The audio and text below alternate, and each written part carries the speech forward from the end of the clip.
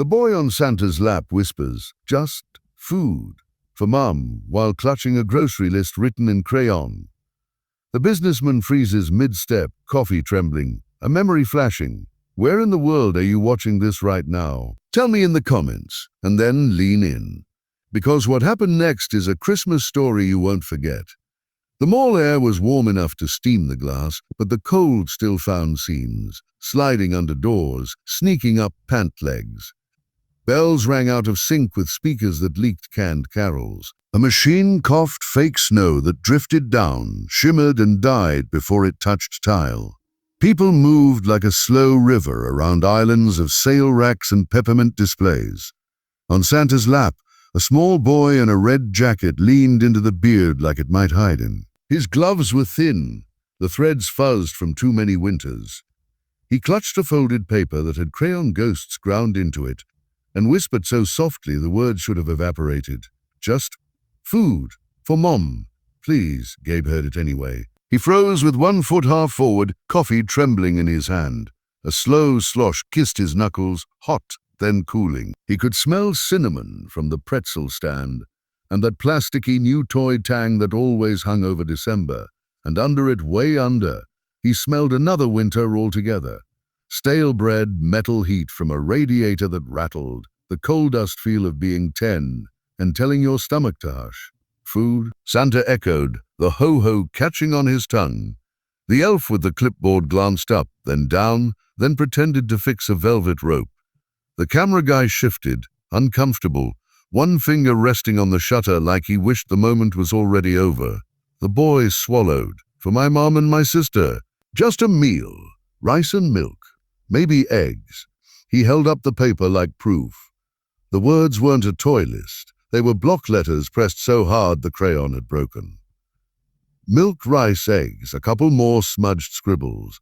He kept his eyes on the beard because looking up meant seeing faces. Gabe's chest tightened. His mind went to the usual fix reflex. Buy out the bakery. Send gift cards. Sweep in and save. He could do it here, right now, with a text and a signature. He could turn this into a neat holiday headline. He could make the ache go quiet with numbers. No. He'd put on the thrift store hoodie and scuffed sneakers and the cap that hid his eyes for a reason. Tonight wasn't a stunt. It was supposed to be a night to remember how to be just a person in a crowd. No handlers, no cameras, no strategic philanthropy. He'd slipped his watch into a drawer and left it there. He told himself, "Listen, don't fix." The boy's whisper was a hook under skin. "What's your name, buddy?" Santa asked gently. "Luca," he said. The name made the elf blink like she'd memorized hundreds this week, and this one had lodged under a rib. "Luca," Santa said again, as if saying it might make it easier to carry. "I'll see what I can do." He slid a coupon booklet into the small hands. Green and red sheets promised percentages off things that required percentages on hand to begin with. Luca nodded. He practiced a smile for the camera. Quick brittle, a thing he'd learned from adults. The flash popped. The elf handed a candy cane he didn't peel. And then he slipped down from the lap and vanished into the moving river. Gabe didn't move at first. He watched the spot where Luca had been. People behind him edged forward. Someone cleared a throat. The coffee had cooled in his grip. He heard the echo of another voice from years ago. Not Santa's, not anybody kind. If you can't pay, you can't eat. He'd been small. He'd stolen a roll. He could still feel the heat of it against his palm when he ran. He could still hear his mother's voice. "We don't steal, Gabe." And then softer, when she thought he was asleep. "I'm sorry." He stepped out of line and drifted after the red jacket. Not too close, he wasn't a fool. He kept 2 kiosks between them, then 3. A glitter-sprayed angel on a pedestal waved a sample perfume strip in his direction. He shook his head, and the scent still hit him sweet and heavy. A man in a Santa hat rang a bell by a red kettle. "Merry Christmas," the man said to nobody, to everybody. Luca didn't look up. He was counting coins in his palm, his lips moving. 1, 2, 3, 1, 2, 3. Smoothing the edges as if that might make them stretch. Gabe's phone buzzed in his pocket. a persistent vibrating insistence that meant the name attached wasn't one he could ignore. He looked anyway. Brenner. Urgent. His board chair could freeze an entire company with those 8 letters. Gabe swiped the call away. Twice. It buzzed again. He silenced it. The screen threw his reflection back at him. A man who had paid a lot to look like he hadn't. Ahead, Luca paused by the coin fountain. Its water lit from below to look deeper than it was. He stared at the wishes stacked under it, then slipped his coins back into his pocket as if he didn't have one to spare. Gabe felt watched, not just his old life watching him, something proximate. He glanced over his shoulder. A shadow moved when he did. Black jacket, no holiday flair, a small radio clipped to a belt, security, a man with somewhere else to be. The shadow's head turned when Luca turned. Gabe replaced the pillar between them and watched the reflection in the shop window. Sweaters posed on headless mannequins. Behind them, the boy. Behind them, the shadow. He crouched like a man tying a shoe that didn't need tying. Luca cut left, past the arcade with its sawtooth neon, past the closed toy kiosk with paper over the lights, past a billboard in the atrium, advertising a company whose logo always made Gabe's stomach do a small, irritated twist. He stepped in front of it without thinking. A big man blocking a big promise. The boy didn't look up. Outside, the doors sighed and opened. A gust of honest winter slapped faces and hands red. People hunched deeper into scarves. Luca slipped through, and the shadow did too. The plaza was strung with white lights that made the bare branches look dressed for a party they couldn't afford. The air tasted like metal and sugar.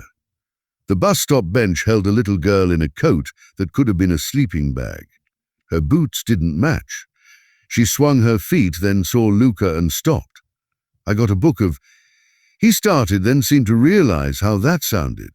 He swallowed and tried again. Santa gave us these. He handed over the coupons like treasure maps.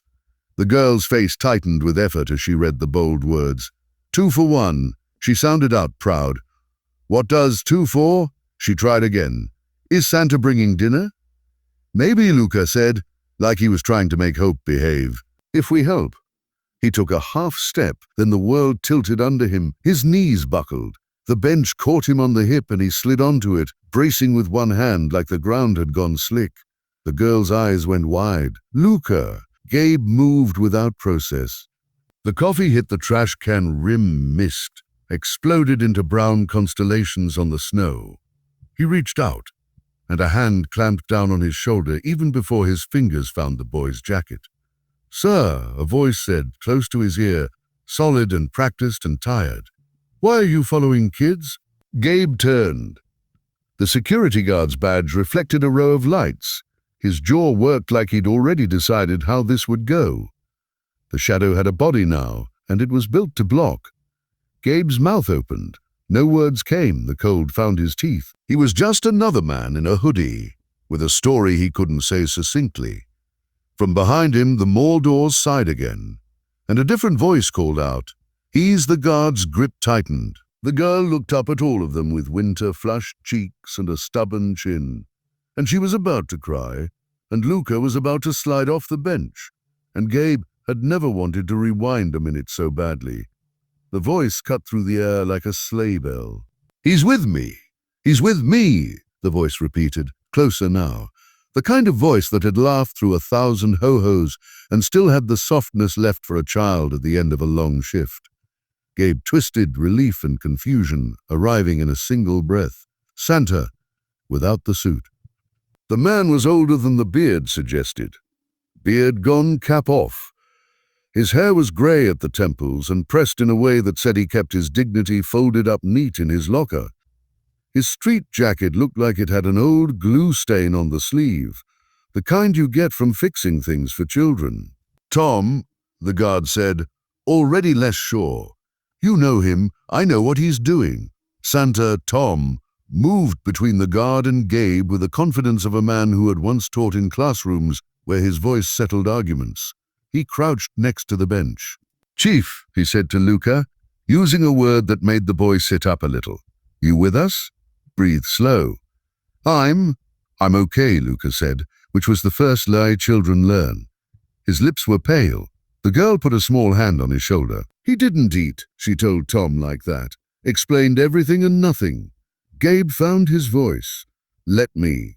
He reached under the bench for his own paper bag he didn't have, and blinked at the emptiness of his hands. He was always arriving with solutions. He had arrived tonight with nothing but questions. We heard what he asked you, Gabe said too quickly, because now the guard was looking at him again. Inside, he asked you for food. Tom looked at him for a heartbeat, then nodded small. Security can let someone buy hot cocoa for a kid who could use a sit-down, he said, not looking away from Luca. Right, Mark. The guard, Mark, shifted his weight. His grip relaxed. We just can't, you know. We can't have grown men.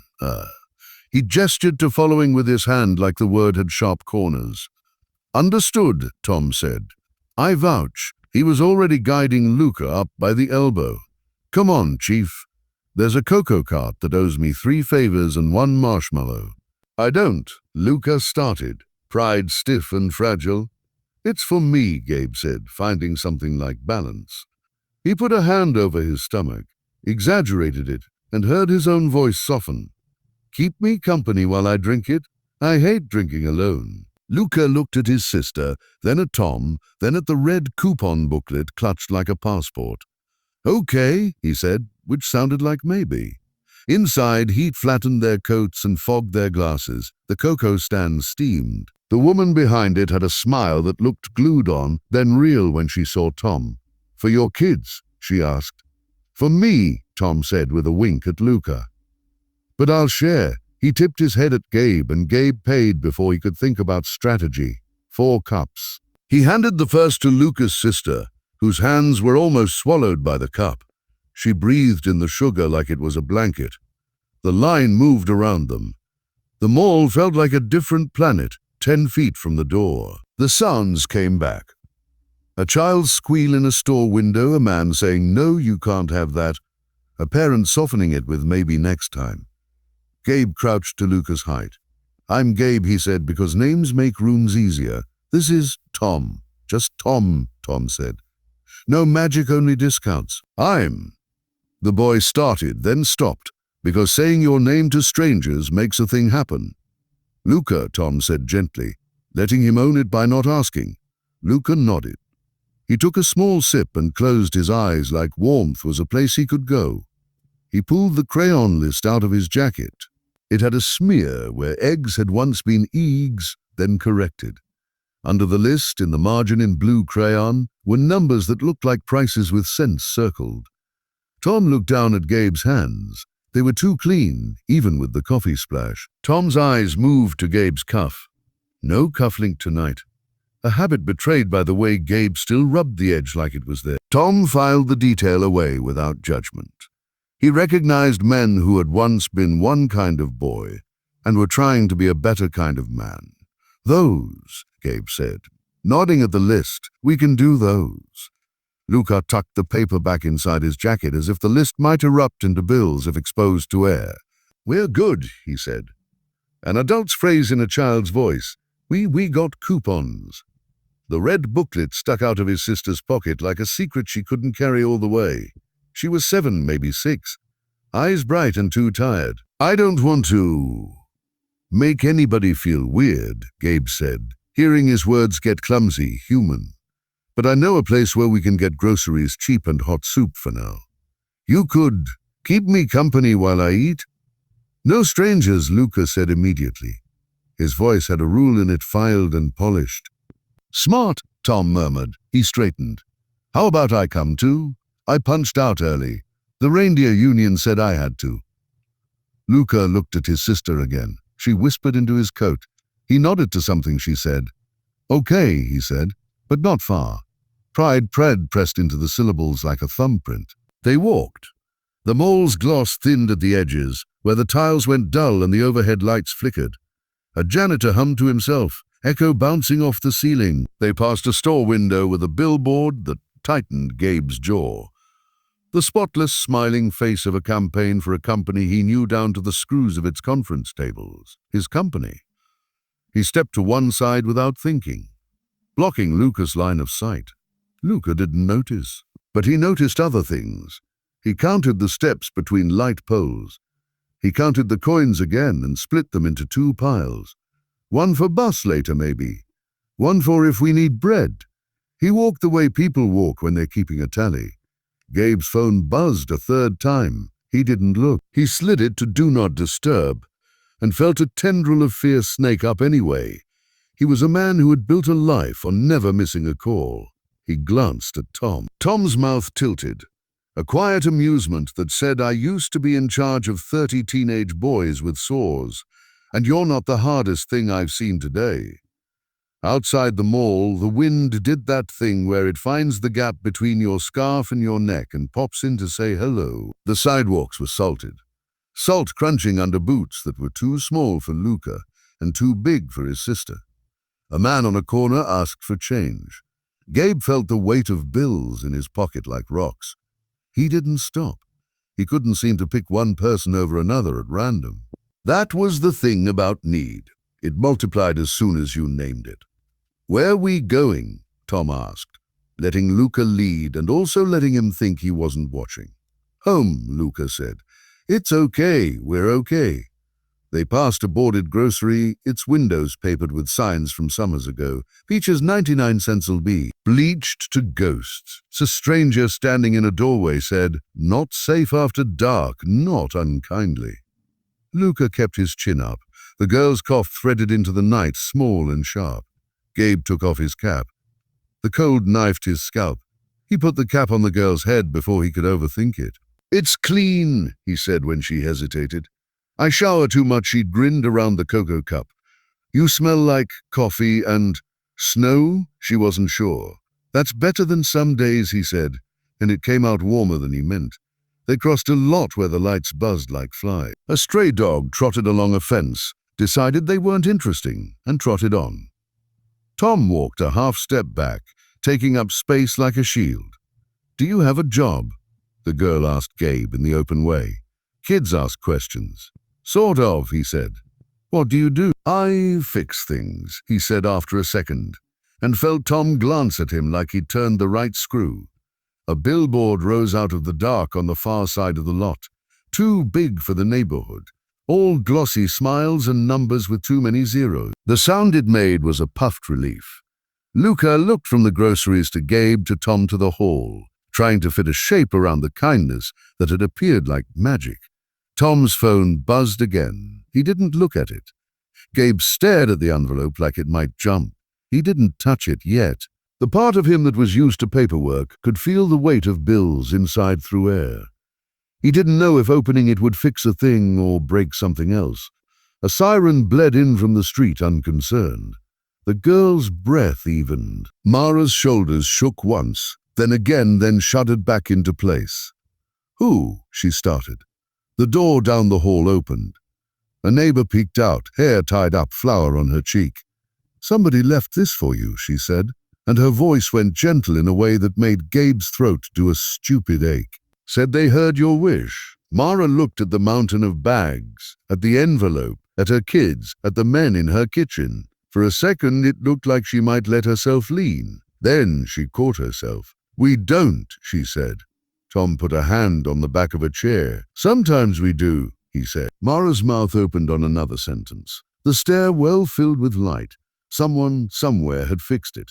On the counter, the phone buzzed with the bank's number. In Gabe's pocket, his phone buzzed with a different urgency that had to do with a board and a vote and a headline that could tilt a deal. Outside, footsteps ran up the stairs. A voice shouted, "Delivery," like a joke. The door swung wider and boxes slid in. Rice, milk, eggs, yes, but also cheese and apples, and a ham that made the whole air suddenly smell like a holiday you could eat. And then, louder than the groceries, the building filled with a sound that made the hair on Gabe's arms stand up. A cough turned into a wheeze, turned into a silence that was not relief. The girl's inhaler jammed on the second press. Her eyes went wide. She grabbed at air. Mom, call, Mara started, fingers slippery on her phone. Oh God! Gabe scooped the girl up before a thought could form. He ran. The stairs flashed by. The light newly fixed made a halo that didn't help. He hit the landing. The door burst open. The cold slapped the panic. And on the sidewalk below, a white-hot burst of light froze him in place. The sharp click of a camera, a lens blowing open like a secret. He turned, breathing harsh, the child's breath stuttering in his hands. The photographer's mouth had already formed a headline. The flash popped again. The flash did that thing where it created ghosts under your eyelids. For a second, the whole world was imprinted white. Then it rushed back in.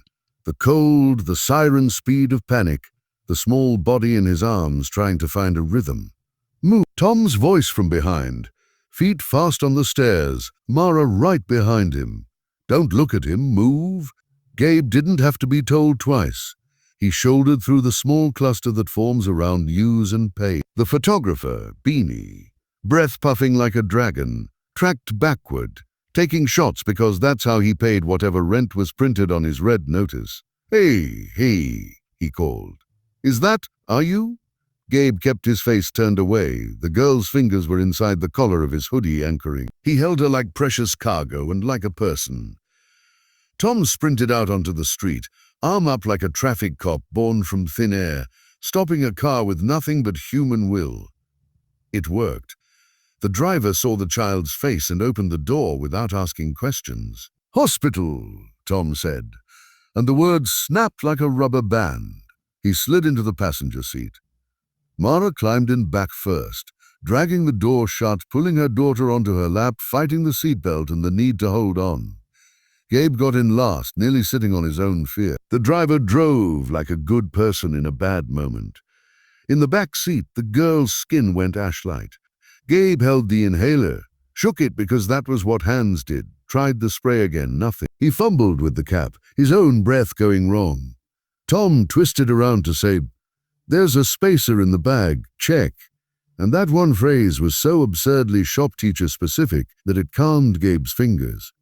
He found the small plastic tube in the pharmacy sack that had slid onto the seat.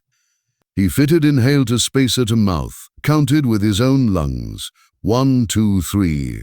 Okay now. And the girl took air like a beginning violinist takes a note. Wobbly but there. Mara cried without sound.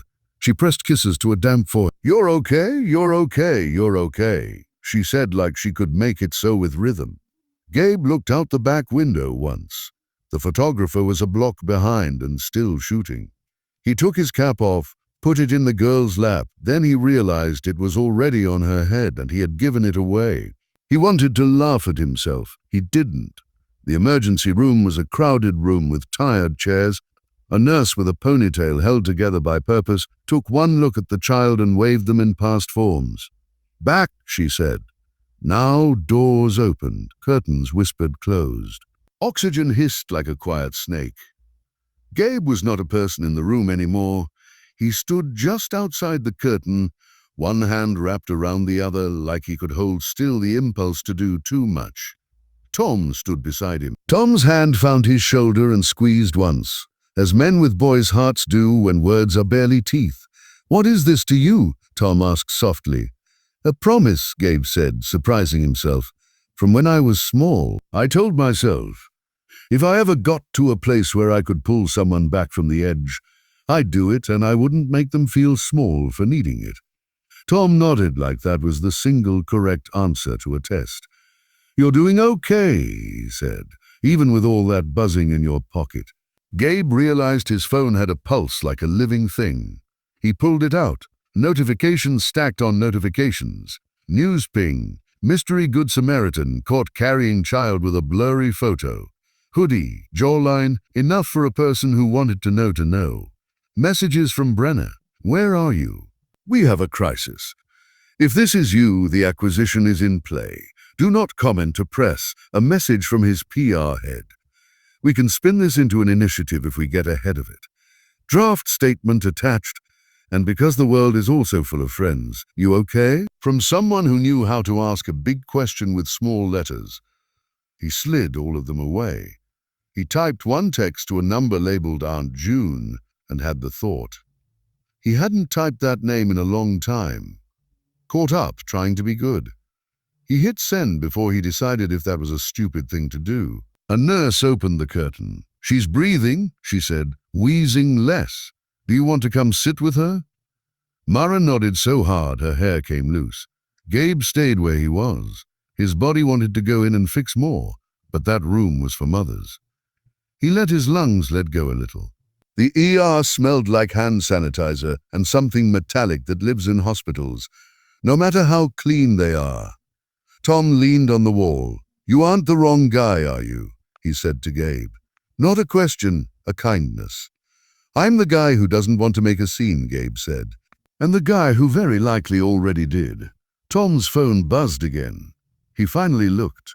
A number with no name this time, message short. They're outside. He tipped his head toward the automatic doors. Beyond them, a small flock of cameras was already growing, their bodies puffed and hopping to keep circulation in the cold. Gabe's breath fogged. He could stay hidden, leave through a service door, disappear.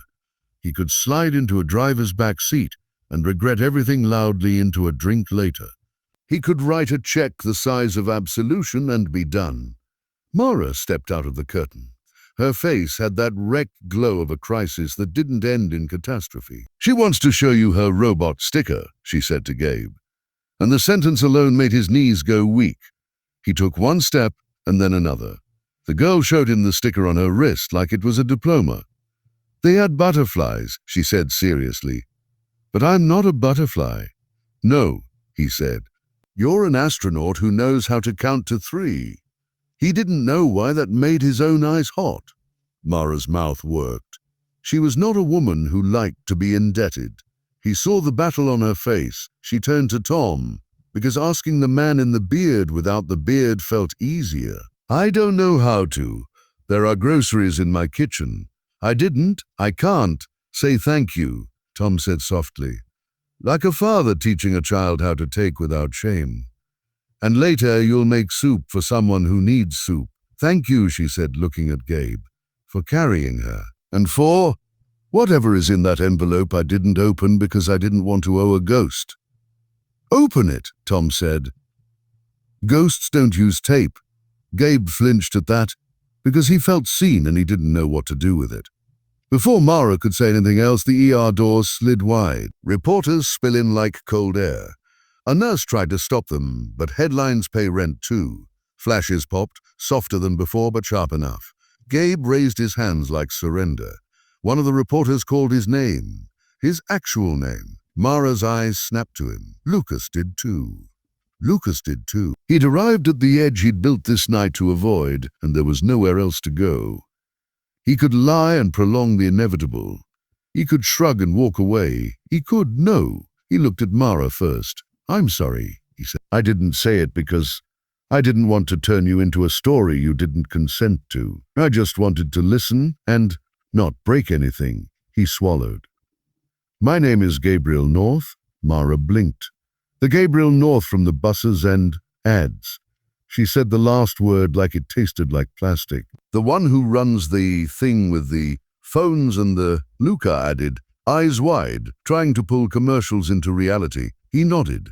People in the waiting room started whispering like wind in trees. Tom didn't move. The reporters pressed forward. Questions tumbled over each other. Are you starting a foundation for the family? Is this a PR stunt? Were you followed here with a child? Do you know there's a petition asking your company to... Gabe held up his hand, not to them, to himself. He heard the promise he'd made when he was small, and the promise he'd made an hour ago collide. He put his back to the cameras long enough to say to Mara, I can step outside and talk to them and say something that makes this easier, or I can do nothing, and we can try to get you home without a parade. But I think the parade is already here. Mara's shoulders eased a fraction.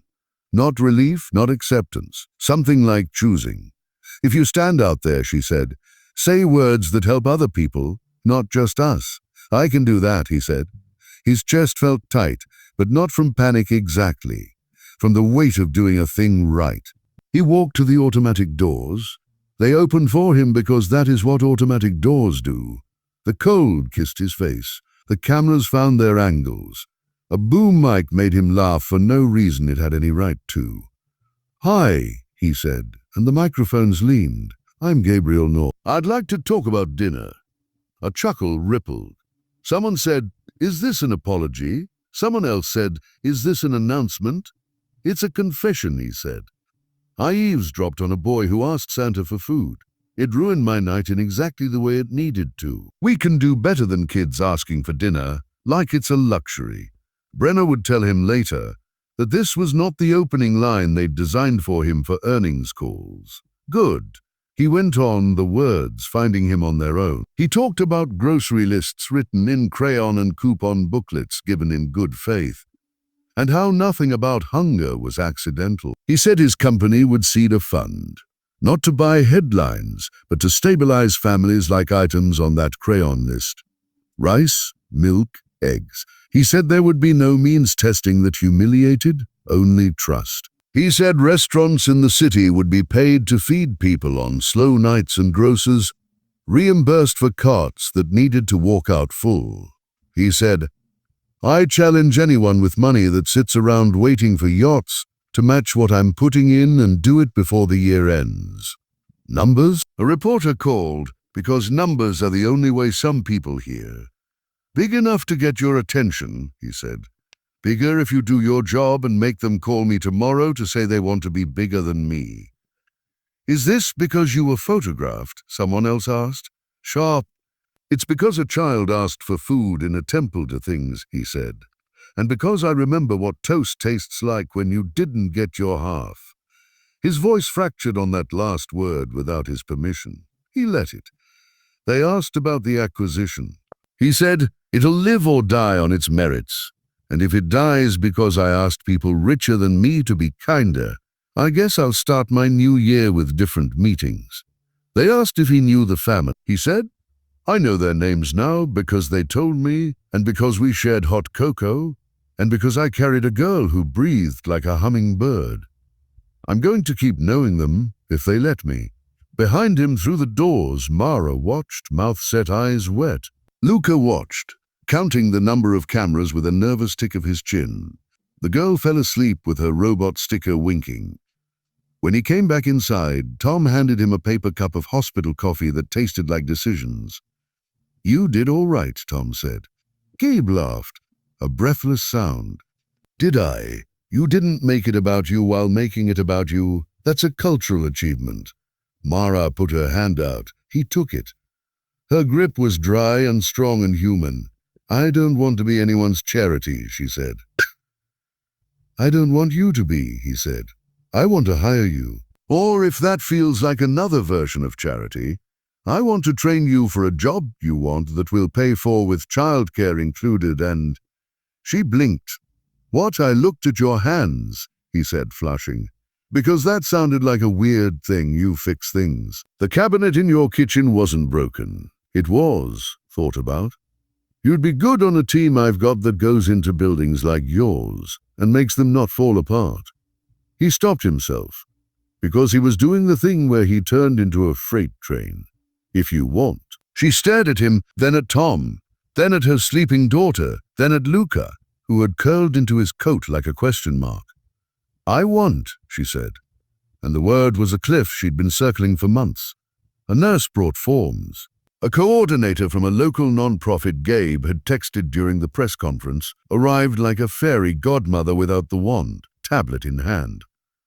The ER hummed. Outside, snow began again. Real this time, small and tentative. Tom's phone buzzed. This time the message had a name, Mall Office. "We've got donations piling. Can you be a sleigh?" Tom smiled at the phone like it had told him a good joke. "I've got a cart with your name on it," he told Luca. "Can I work?" Luca asked, chin up. "Yes," Tom said, "and I'll pay you in hot chocolate, and the best job a person can have, making good piles look better." Before they could move, Brenner called, into Gabe's pocket like a secret. Gabe answered because chaos is easier when you choose your battles. "You just pledged a lot of money in front of a wall of cameras," Brenner said. "Which, fine, admirable. But do you understand?" "Yes," Gabe said. "And either you're with me or you're in my way. And if you're in my way, I won't fire you because you're better than me at 3 very important things, but I will make your life festive." There was a silence, then a small, stunned laugh. "You're an idiot," Brenner said fondly. "A rich idiot with a story. All right, I'll line up the lawyers who like Christmas." The girl snored a small snore. Mara exhaled like she'd been holding her breath for a season. They left the year under the kind of light that makes hospitals look normal. The photographer from the building was there, hat in hand. "I'm sorry," he said to Gabe. The photo is all ready."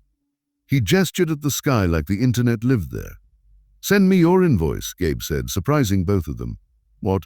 Everybody eats," Gabe said. "Even people who caught me doing a good thing on a bad night." The photographer nodded, embarrassed into hope.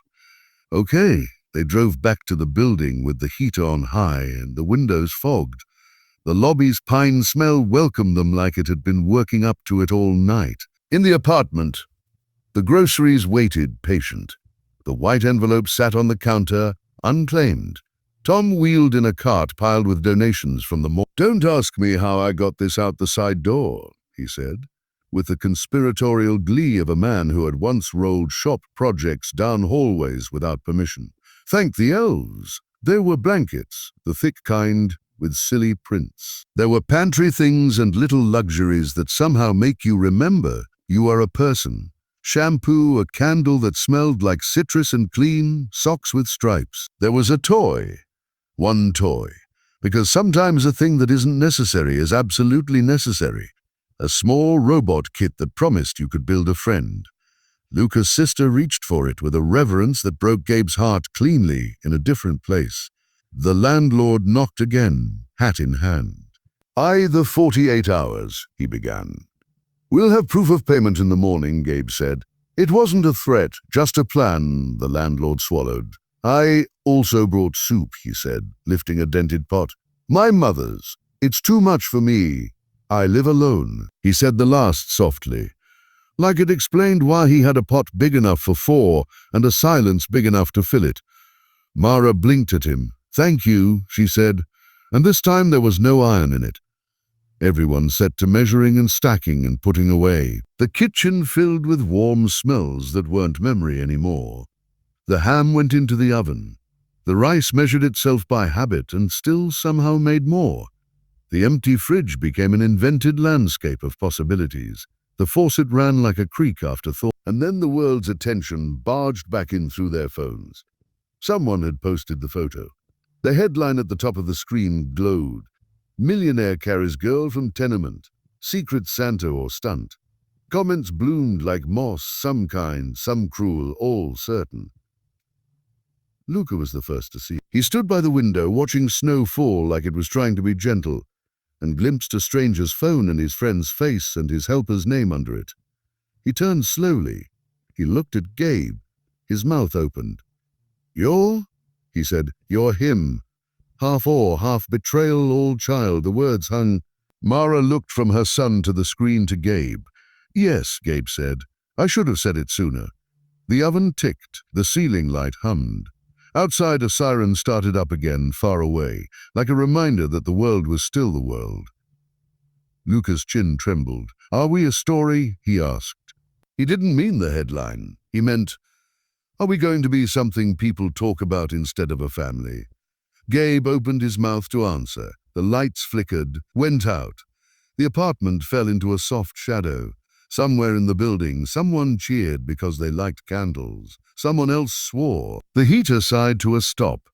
Tom lifted his phone to use as a flashlight. The circle of light caught the white envelope on the counter like a spotlight. It sat there, dumb and inevitable. Mara reached out and broke the seal. The envelope gave with a small, polite sound. Inside, neatly stacked, were money orders. No names, just amounts, enough to make the 48 hours irrelevant. There was also a folded note on plain paper. Blocked letters that tried to be anonymous and failed a little because happiness makes handwriting rounder. A neighbor heard your wish. No strings. Open your door sometimes, please, so we can be neighbors back. Mara read it twice. She pressed the paper to her lips, not quite a kiss, then put it flat on the counter like a prayer rug. Okay, she whispered to herself, to the room, to the version of the future that had just pivoted. Okay. The power crept back in with a groan. Lights blinked, then settled. The heater clanked awake. In the oven, fat popped in tiny celebrations. The apartment exhaled. Gabe met Lucas' eye. The boy's expression was the kind you get when your map has just been redrawn in marker and you're trying to figure out where your house fell. We are a story if we say we are, Gabe said. If you want to be a family who had an adventure and then ate a very good dinner and went to bed with socks on, then that's the story. If you want to invite a few people into it, we'll make them bring side dishes. Lucas' mouth tilted. Can I invite Mr. Tom? He asked, like he knew the answer and was offering the gift of asking. Obviously, Gabe said, he knows every shortcut to dessert. Tom held up his hands as if to protest, then accepted the role. Mara laid the money orders next to the red notice and put a spoon on top like a paperweight, as if a utensil could hold down a life. I didn't know how to tell my kids that I couldn't give them. Her voice thinned. She took a breath and tried again. I'm going to pay what we owe. I'm going to sign whatever I have to sign, and then I'm going to work, not to earn this, because I can't, and that's the point, but to aim it at the next person. Gabe nodded, something like relief untying inside him. Good, the door knocked again. This time when it opened, the hallway was full of people. The neighbor with flour on her cheek carrying bread that smelled alive.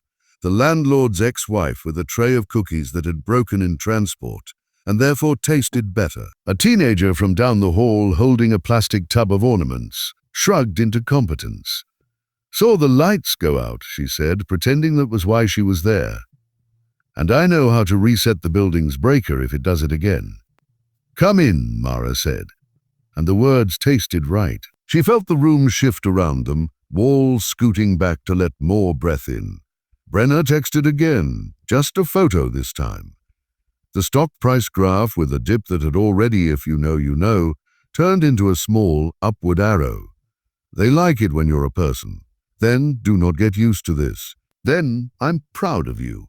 He followed it with, I will deny I said that. Gabe smiled at his phone, then put it face down like a person not at work. He helped hang lights that had 2 bulbs out and didn't care. He teared up at an ornament that was just a paper circle with Lucas' kindergarten photo and a glitter halo stapled to top. He burned his mouth on soup he should have let sit. He didn't mind. The meal dinner became a small party. The soup stretched. The ham turned from an object into slices, then into gratitude. The rice was exactly right because Mara had a wrist that knew when to stop stirring. The girl, pink again from the inside, took tiny bites and big gulps and had to be told to slow down in a voice that was kind. Luca ate a second bowl out of surprise that seconds existed. Between bites, deals were made, real deals, not for headlines. Tom would be the community liaison, paid, official-ish, in a jacket without a stain. He'd connect the malls after hours to apartments that needed after hours to arrive. He'd call it something silly because silly makes problems you can carry. The sleigh Luca offered. Mara would start with Gabe's building team on Monday. Training with free childcare had made her eyes fill, blunt and quick. She'd fix hinges that side. She'd teach men who didn't know they were brittle how to carry their weight. She'd write lists in the margins of her first official paperwork with a pen that didn't skip. Gabe would sign the commitments he'd made into a fund with a name dull enough to survive a decade. The Crayon List Trust, seeded with 8 figures that made Brenner swear and then find matching checks from men who liked to win at goodness. Restaurants signed on because Tuesday nights were slow. Grocers signed on because waste is an insult, and this was an apology. Lawyers wrote documents that didn't hide knives. At some point, Gabe slipped into the bedroom and called Aunt June back. The ring sounded like a song from a kitchen radio. "Gabe," she said, her voice a wooden spoon. "Are you eating enough? You sound thin." He laughed, and it shook something settled in his chest. "I am," he said. He told her the story in a few lines. She hummed and said, "Good boy," and it didn't feel like it meant what it had used to mean. He let it. When he returned, The living room had turned into a small stadium of warmth. The landlord stood in the doorway like a bouncer of kindness, turning away 3 nosy neighbors and waving in 2 more who brought napkins and the good salt.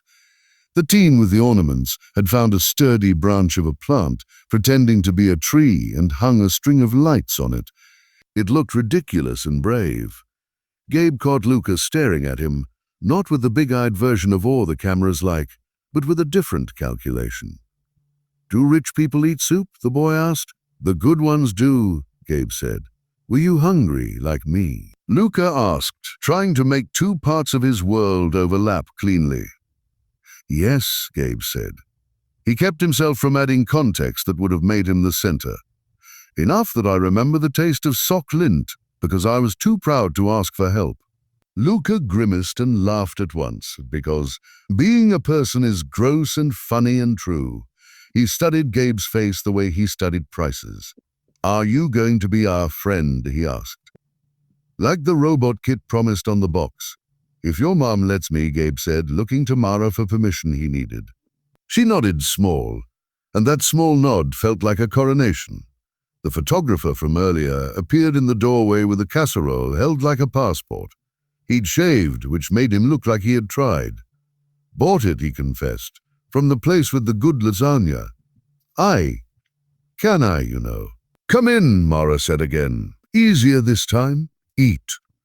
He stepped over the threshold like it was a line he'd wanted to cross for a long time. Later, hours later, when the kids' eyes had done that heavy blink thing twice in a row, when jokes had made their rounds and come back improved, when soup had turned into the kind of memory that feeds you again on bad mornings, a hush settled.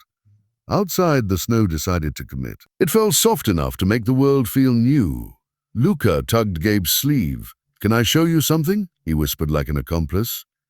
He led Gabe to the window. The glass was cold and thin and honest. Beyond it, the block had put on that temporary magic coat that winter grants even the worst corners. "I used to count light poles in 3s, Luca said, "so I didn't think about hungry. I still like 3s. He fished in his pocket and pulled out the crayon list. Folded and unfolded so many times, it had a memory of its own. "Can I keep this? Even if we—" He glanced at the table, at the ham like a moon, at the second bowl he'd finished. "Even if we don't need it next time, keep it," Gabe said. He touched a corner, not taking. "Maybe we frame it, hang it by the door. First of many lists we're going to make and then finish." Lucas smiled up at him, an expression that said his body remembered delight. "Next year, we're inviting Santa," he said, "for dinner. Not to ask for stuff, just to eat. He'll come hungry," Gabe said. Tom snorted from the couch. "I always come hungry. It's a contractual clause." They laughed, big, easy. Midnight found them not as strangers and not yet as family, and something like both. Mara stood in the doorway between kitchen and living room, watching her children slide towards sleep. They didn't fight like a battle. Watching her new job exist in a stack of papers by the bread. Watching neighbors wash dishes without being asked. She caught Gabe's eye. She lifted the crayon list and the money orders, one in each hand, and then put them both down together. Then she put her hand over her heart like she had to make sure it was still there. "Thank you," she said, "not ironed this time. And not just to the big parts." "Thank you," Gabe said back. He meant the soup ladles and the teen with the breaker knowledge, and the photographer's casserole and Tom's tired feet, and the way Luca had asked for help without asking for help, and reminded him what asking could sound like. Before he left, because he would leave, because a life is heavy even when it's light. Gabe went to the kitchen and wrote 3 things on the brand new whiteboard the landlord had shyly brought with a dry erase marker like an apology. He wrote, milk, rice, eggs. Then he added a 4th, neighbors. He circled it twice. At the door, Tom handed him a wool scarf. "Yours," he said, "but I want you warm tomorrow when you're going to do that terrifying thing where you make rich men feel inadequate and tell them to act like decent uncles." Gabe laughed. "You're coming with me." "Obviously," Tom said. "I know where the microphones hide." On the threshold, the cold kissed him again. He looked back at the room, the window with snowflakes pressed to it by the heat, the makeshift tree with its ridiculous bravery, the kids asleep in a heap of striped socks, Mara leaning against the counter like a general finally sitting down, the neighbors falling into the kind of conversation that doesn't end, only pauses. He wanted to hold the image with both hands. "Good night," he said, and it felt like a start. He stepped into the hall. The light that had been out all evening glowed steady now, fixed. He didn't know who had done it. Maybe the teenager with the skill and the grin. Maybe the landlord with the guilt and the soup. Maybe it had fixed itself because it was tired of the dark. It didn't matter, it mattered. Down on the sidewalk, fresh snow squeaked under his shoes. The city was the city, but quieter, more possible. His phone vibrated twice. He let it. He walked the long way to his car just to make more prints. By morning, the photo had gone everywhere and then become yesterday's news, because the internet is a river and rivers don't stop. The fund's website had a waiting list the size of a stadium. Volunteers he hadn't met yet had put on hats and gloves and gone to houses with grocery lists in crayon. Emails flooded in with subject lines like "matched," and "I was that kid, and how do we help without making IT weird?" Brenner sent a 3-word text, "It's Christmas, idiot," which, received through the prism of exhaustion and soup and robot stickers, meant, "It's working."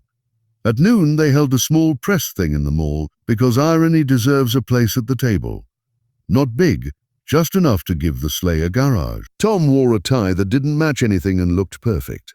Mara wore a clean shirt in a color that made her eyes look like they'd slept. The kids wore socks that matched and boots that fit. The cocoa stand woman cried into a napkin and called it allergies. Gabe didn't do the big speech. He let Tom start.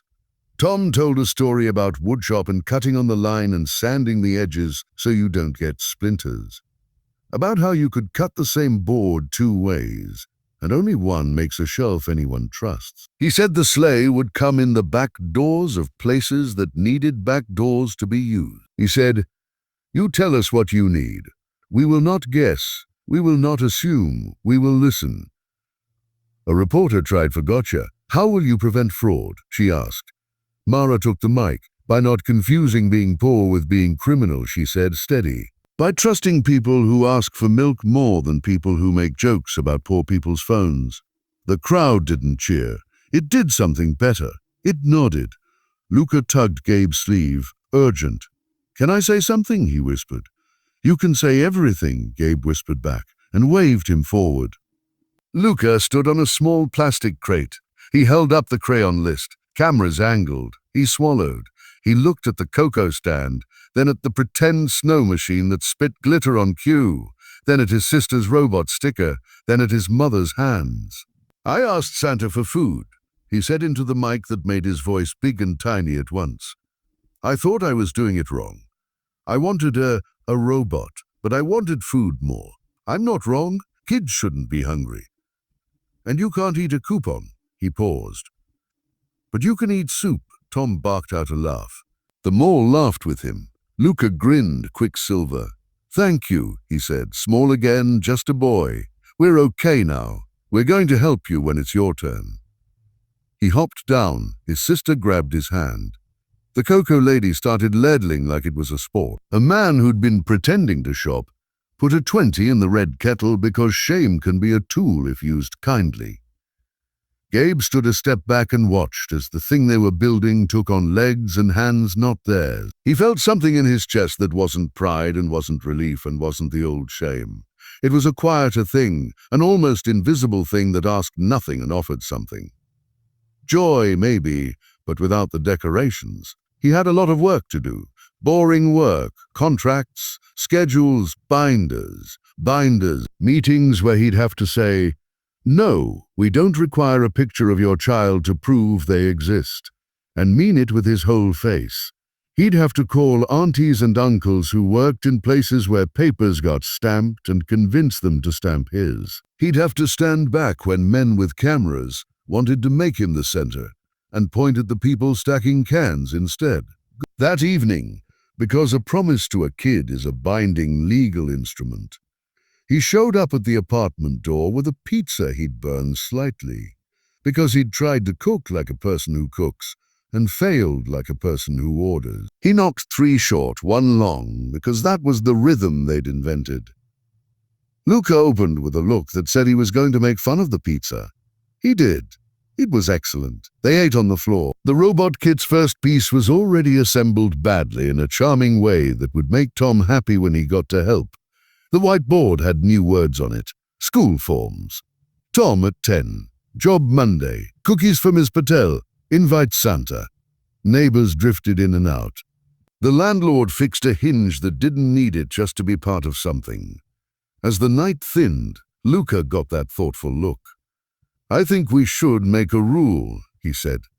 What's the rule? Mara asked, in the tone of a woman who had enforced 1,000. If we have 2 of something, he said, using both hands because numbers are better with fingers, and somebody has 0, we share.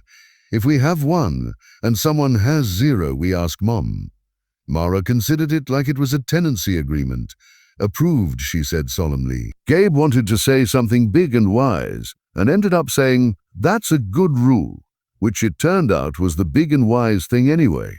Snow kept falling outside, quiet as grace.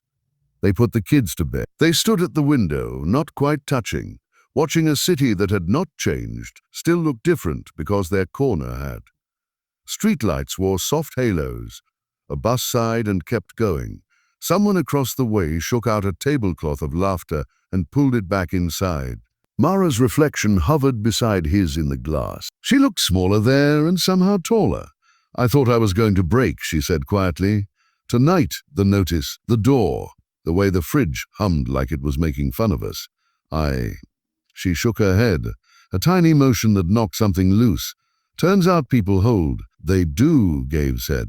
He wasn't trying to be profound. It still landed like one. You know what I hate? She asked, mouth tilted, that I almost didn't open the door. You opened it, he said.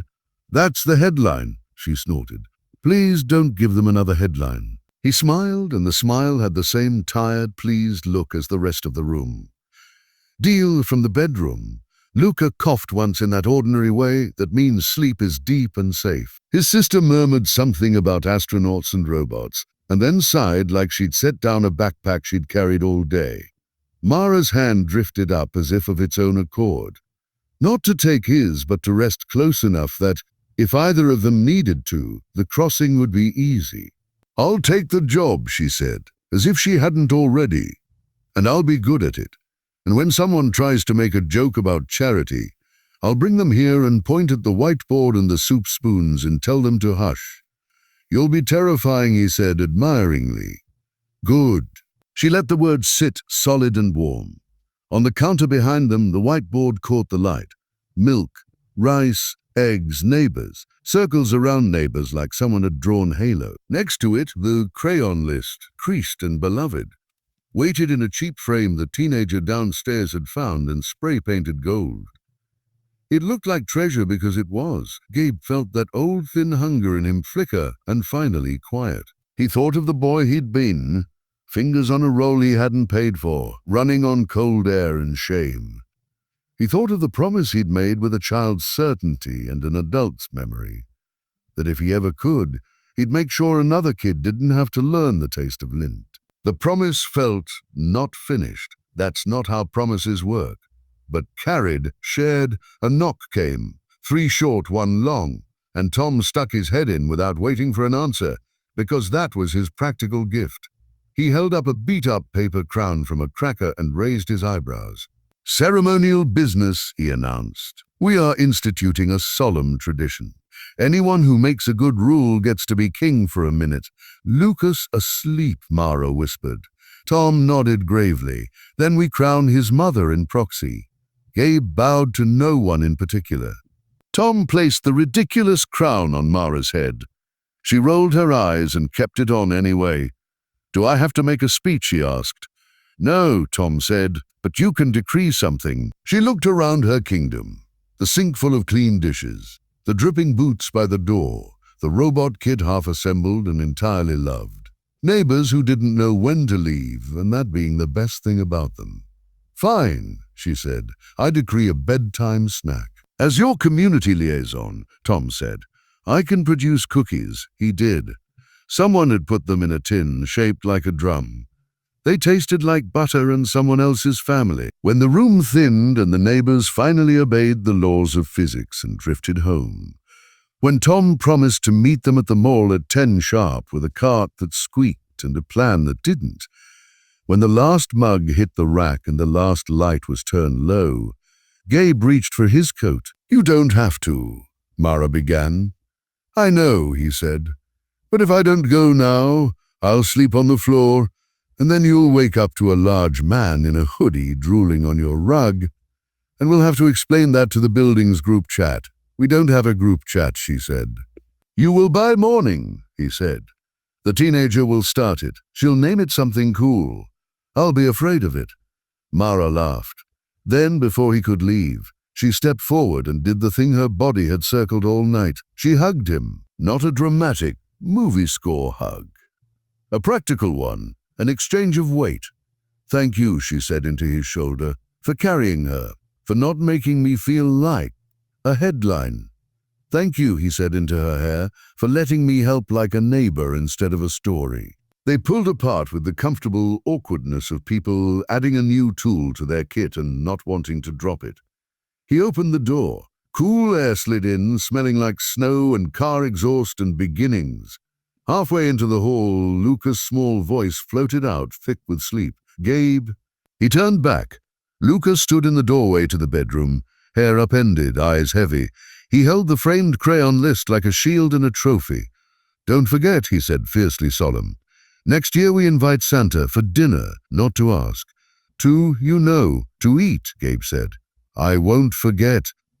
"Bring mashed potatoes," Luca added, "because negotiations are holy." "Consider it a binding clause," Gabe said. "Night," Luca said, satisfied. He vanished, leaving the door a finger width ajar, as if certainty needed an escape route. Gabe stepped into the hallway. The light there, the one that had gone in and out all evening, shone steady as a promise kept. He took the stairs, counting without meaning to. 1, 2, 3. In time with the soft cadence of a city that would always need more than one person could give, and would still somehow be held by many hands. Outside, snow feathered down in the quiet, obliging way that makes every footprint look like a decision. He tucked the scarf around his neck, Tom's doing, and breathed the kind of breath that fills, not hurries. Tomorrow would bring lawyers and spreadsheets and calls with men who wanted to put their names on the thing, and he would learn to say no kindly and yes carefully. There would be early morning deliveries and late-night lists, and the boring, holy labor of keeping cupboards full. There would be mistakes too, because people were messy and systems were worse, and they'd fix them and apologize and try again. But tonight, this night held.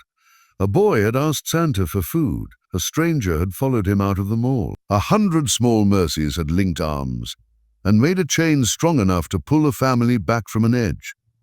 And nobody had to pretend they weren't hungry to deserve it. He turned the corner at the end of the block, glanced up once at the apartment window. Warm light pooled there steady. In it, if he squinted, he could see movement. A mother setting a frame beside a whiteboard.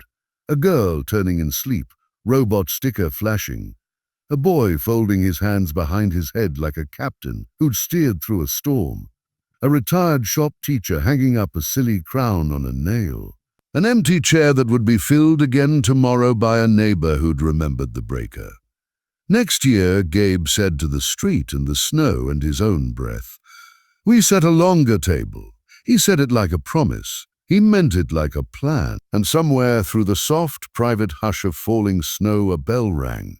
One of those small, clear sounds that doesn't ask for attention, only offers it. In the kitchen upstairs, steam rose. In the window, lights glowed. At the door, a crayon list shone under its gold spray paint, humble and radiant, the first line of a future written in ordinary words.